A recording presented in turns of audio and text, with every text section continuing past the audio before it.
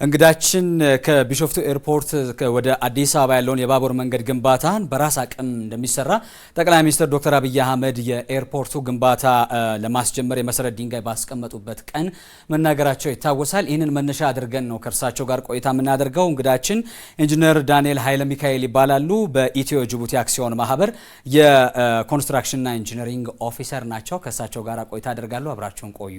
እንኳን ደህና መጡ። እሺ እንኳን ደህና ቆያችሁኝ። ይመስገን። እንግዲህ ቀደም ብዬ እንዳነሳሁት እንግዲህ ጠቅላይ ሚኒስትር ዶክተር አብይ አህመድ ከሰሞኑ ከ10 ቢሊዮን ዶላር በላይ በጀት የተያዘለትና በሁለት ምዕራፍ ግንባታው ይከናወናል ተብሎ ወደ ስራ የገባው የዚህ የቢሾፍቱ ዓለም አቀፍ አውሮፕላን ማረፊያ ግንባታ ማስጀመሪያ ወቅት ላይ ሰፋፊ ሀሳቦችን አንስተዋል። ከነዚህ ከተነሱት ጉዳዮች መካከል አንዱ አሁን ነባሩን የቦሌ ኢንተርናሽናል ኤርፖርትን ከቢሾፍቱ ዓለም አቀፍ አውሮፕላን ማረፊያ ጋራ በባቡር ጭምር እንደሚተሳሰር ጭምር የገለጹበትና ፕላኑም ላይ አብሮ የተቀመጠ እንደሆነ ይታወቃልና ይሄንን በውስጣዊና በራስ አቅም ይሄንን የባቡር መንገድ ግንባታ ለማድረግ የሚያስችል አቅም አለን ወይ የሚለውን መነሻ ሀሳብ አድርገን እናንሳው። አዎ እንግዲህ እንደገለጽከው ሁላችንም የሰማ ነው። እኛ ደግሞ በጣም ያስደሰተን በዘርፉ ውስጥ ያሉ ሰዎችን ያስደሰተ ጉዳይ ነው። አቅሙ አለው የሚለው በትክክል አሁን መሬት ላይ እየሰራን ያለ ነው። ምንም የሚያጠራጥር ነገር የለውምና መሬት ላይ ኦልሬዲ እየገነባን ያለ ነው። ከግል ሴክተሩም ጋር በትብብር እየሰራን ያለ ነው። በግል ፋይናንስ የሚደረግ ባቡር ኦልሬዲ እየሰራን ያለ ነውና የአቅሙ ጉዳይ ምንም እኔ የሚያጠያይቅ ነገር አይመስለኝም። እኛ ውስጣችንን እናውቀዋለን። በሰው ኃይልም በትምህርት ዝግጅትም በጣም ከ200 በላይ ሰርቲፋይድ የሆኑ የባቡር ኢንጂነሮች አሉን። በሶፍትዌርም ለዲዛይን የሚያገለግሉ ላይሰንስድ የሆኑ ሶፍትዌሮችንም እንደዚሁ አደራጅተናል። በማሽነሪም በኢኩፕመንትም እንደገና ደግሞ ለግንባታ የሚያገለግሉ ኳሪ ሳይት እነዚህ የምርጥ አፈር ቦታዎችንም እንደዚሁ የምናመርትበት ቦታዎች ኦልሬዲ አሉን ማለት ነው። ለግንባታ የሚያስፈልጉ ነገሮች በሙሉ ዝግጁ ነን። እየሰራንም ስለሆነ ምናልባት አሁንም እያነሱት ነበር እየሰራን ነው የሚል ነገር አንስተዋል። በዚህ አሁን ወደ አነሳ ነው ሀሳብ በደንብ ጠለቅ ብለን ከመግባታችን አስቀድሞ ግን አሁን ላይ በመሬት ላይ እየተሰሩ ያሉ ፕሮጀክቶች አሉ ወይ? በእርግጥ በቅርቡ የቤኑና አካባቢ የተሰራውን ለመመልከት ሞክረናል እኛም እንደ ሚዲያ ተቋምና ግን እስቲ ሌሎችም ፕሮጀክቶች ይኖራሉና አሁን እየተሰሩ ያሉ እስቲ እነሱም ብናነሳቸው ለዚህ መንደርደሪያም እንዲሆነ። የባቡር መስመር እንግዲህ እንዳልኩ ከእንዶዴ የፍራይት ያርድ በቀጥታ ኤኤምጂ ሆልዲንግስን የሚያገናኝ ኢንዱስትሪ ፓርክን የሚያገናኝ የባቡር መስመር ከመጀመሪያው ከዲዛይኑ ጀምሮ የአዋጭነት ጥናቱንም ሙሉ ሰርተን ባለሀብቱንም አሳምነን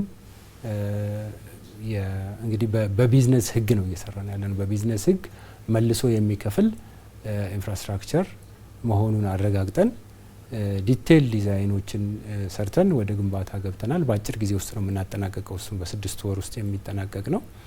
አሁን ወደ 70% ደርሰናል በአሁኑ ሰዓት ማለት ነውና ይሄ አንድ አክቲቭ የሆነ ፕሮጀክት ነው። ሌሎችም ደግሞ ደወሌ ላይም እንደዚሁ የዋን ቦርደር ስቶፕ ፕሮጀክት አለ። እሱም በጨረታ አሸንፈን የወርልድ ባንክ የሚደገፍ ፕሮጀክት ሆኖ በትራንስፖርትና ሎጂስቲክ ሚኒስቴር ባለቤትነት የተያዘ ነው። እሱን እንደ ማንኛውም ኮንትራክተር ጨረታ አሸንፈን እሱንም እየገነባን ያለ ነው ማለት ነው።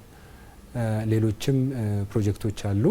ከሎጂስቲክ ጋር የተገናኘ ነገር ነው የምንሰራው። እኛ ያው ከስራችን ጋር የሚገናኝ ግንባታዎችን ነው የምንሰራው።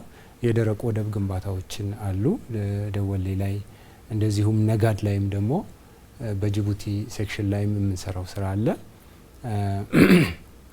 ሌላው የመጋዘኖች ግንባታ እንሰራለን። የባቡር ስቴሽኖቹ አካባቢ የሚመጡት ግብአቶች በመኪና በቶሎ በማይነሱበት ጊዜ ባቡራችን መቆም ስለሌለበት የምናጠራቅምበት ቦታ በብዛት እየሰራን ያለ ነው ማለት ነው። እነዚህን በሙሉ ያው በውስጥ አቅም ነው እየሰራን ያለ ነው።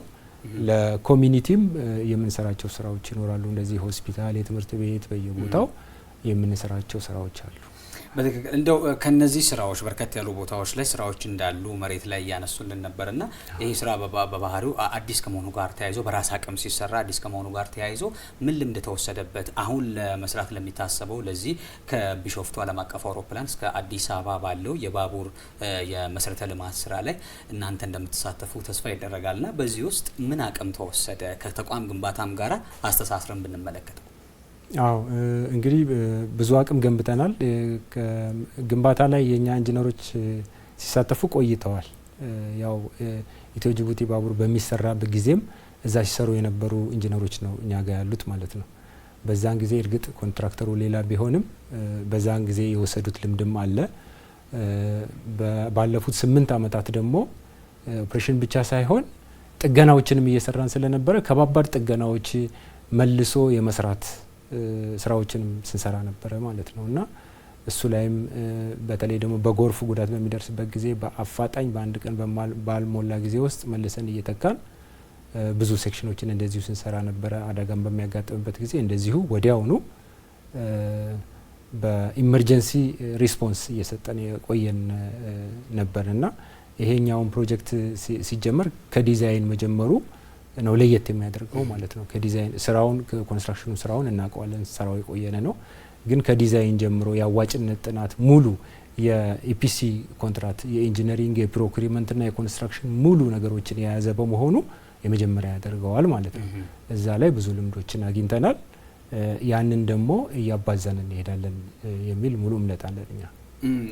ሌላው ምናልባት በዚሁ ቢያነሱት ቀደም የሰው ኃይል ጋር አንስተዋልና 200 አካባቢ የሚጠጉ ኢንጂነሮች በተቋም ውስጥ እንዳሉ ሲያነሱ ነበርና ከቴክኖሎጂ ሽግግር አንጻር የተሰራው ስራ ምን ይመስላል? በቀጣይስ በሀገር ውስጥ ብቻ ተወስኖ የማይቆም ተቋም ከመፍጠር አንጻር በሌሎችም ሀገራትም ባሉ ተመሳሳይ ፕሮጀክቶች ውስጥ የመሳተፍ ፍላጎትና ርዕዩ ምን ይመስላል? አው ጎረቤት ሀገሮች ላይም ኦልሬዲ ንግግር የጀመርናቸውም አሉ። እንግዲህ ኬንያው ባቡር አዲስ የተሰራው የምታውቁት እስከ ሞምባሳ የሚመጣው በዲዝል ነው የሚሰራው፣ የነዳጅ ባቡር ነው።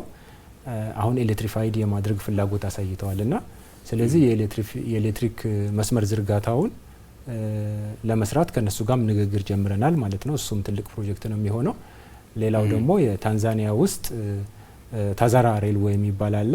እሱ በውጪ ድርጅት ነው ኦልሬዲ የኮንሴሽን አግሪመንት የተወሰደው። እነሱ ሰብ ኮንትራት ለኛ ለመስጠት ፍላጎት አሳይተዋል።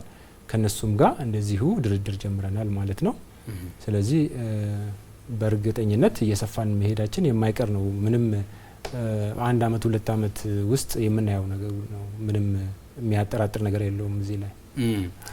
ሌላው መነሳት ያለበትና ቀደም ሲልም በተወሰነ መንገዱ ለመነካካት ሞክረናል። ግን ይሄ የባቡር መንገዱን በራስ አቅም የመስራት ወይም ደግሞ ይሄንን መሰረተ ልማት በራስ አቅም የመስራትና ከዲዛይን ጀምሮ ቀደምም እርስዎ ሲያነሱት እንደነበረው ይሄንን የመስራት አቅም መፈጠሩ በተለይ ለተቋም ግንባታ የሚጥለው መሰረት ምን አይነት ነው ማለት እንችላለን? ምክንያቱም ተቋም እየተገነባ በዘላቂነት ከእንደዚህ አይነት ስራዎች ውስጥ እያደገ መሄድ ተስፋ መታየትም ይፈለጋል እንደ ሀገርና ከዛ አንጻር ይሄ መሰረት ከመጣል አንጻር ያለው ነገር ምንድን ነው?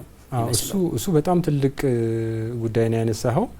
አሁን የተወሰነን ያለነው በተወሰኑ ፕሮጀክቶች ነው።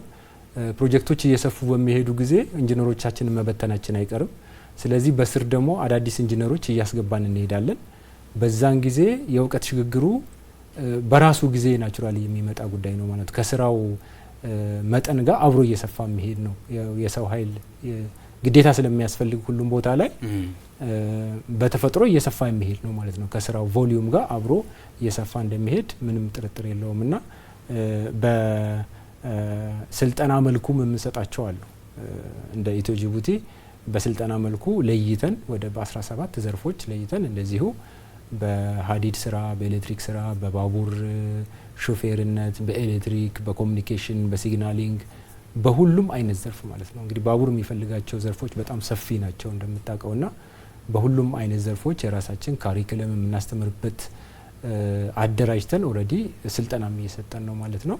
ስለዚህ እየተካን ነው የምንሄደው። ሲያስፈልግም ደግሞ በብዛት እያሰለጠንን ወደ ስራው ነው የምንገባው። እጅግ አድርጌ ነው የማመሰግነው። በኢትዮ ጅቡቲ አክሲዮን ማህበር የኮንስትራክሽንና ኢንጂነሪንግ ኦፊሰር ኢንጂነር ዳንኤል ኃይለ ሚካኤል እዚህ ስቱዲዮአችን ተገኝተው ለሰጡን ምላሽና ማብራሪያ እጅግ አድርጌ አመሰግናለሁ። እሺ፣ እግዚአብሔር ይስጥልኝ። አመሰግናለሁ። መልካም ጊዜ ሆነልዎት።